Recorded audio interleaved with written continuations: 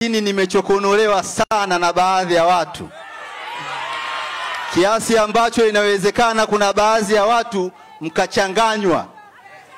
Kwa hiyo kwa sababu nimelazimishwa, mengi nitapuuza, lakini nitasema angalau moja, na naomba mnikubalie.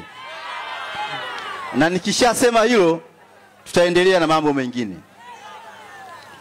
Kuna mtu mmoja ambaye amekuwa na jinadi siku nyingi, anasema wakati anakwenda kwenye send off alitumia koti langu mimi, mtoto wa mama muuza uji.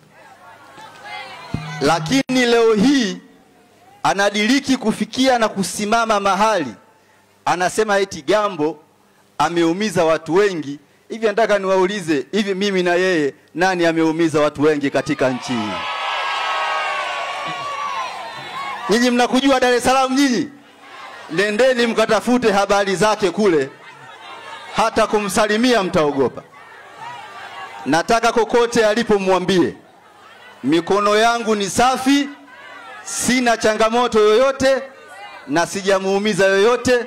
Badala yake nimesaidia watu wengi sana kote nilikopita kuwa kiongozi.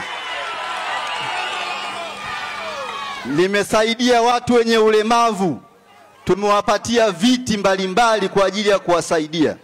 Tumewasaidia watu kupata miguu bandia ambao hawajatarajia kupata ulemavu.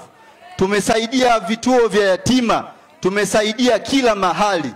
Mwambieni hayo ni matendo mema, hakuna hata moja la kumuumiza mtu. Na nimeamua niseme kwa sababu amesema eti nenda kwa wananchi wa Arusha uende eti ukawaombe radhi. Wananchi wa Arusha nimewahi kuwakosea nyie? Wangapi wanasema sijawahi kuwakosea hapa? Unajua kwa nini anasema niombe radhi? Niwape mfano mmoja. Mimi niliamua kufunika kombe mwanaalamu wapite, lakini ameamua kunichokonoa mwenyewe. Na nisiposema wengine mtaamini ni kweli.